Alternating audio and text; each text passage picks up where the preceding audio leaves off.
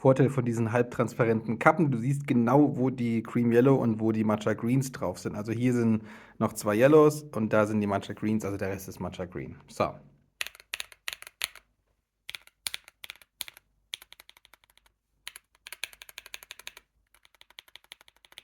Also, vom Sound her hört man wahrscheinlich kaum großen Unterschied. Die Cream Yellows sind leichter, das heißt, die Feder lässt sich leichter runterdrücken, ist weniger Widerstand. Die Matcha Greens wirken ein bisschen, wie sagt man, ein bisschen strammer, also die Feder ist ein bisschen härter.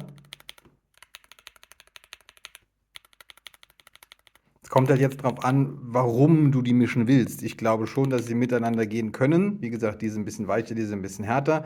Die sind boxed und die sind nicht boxed. Also einfach nur von der Stemart hier. Die werden noch ein bisschen umgarnt von Kunststoff, während die da frei sitzen.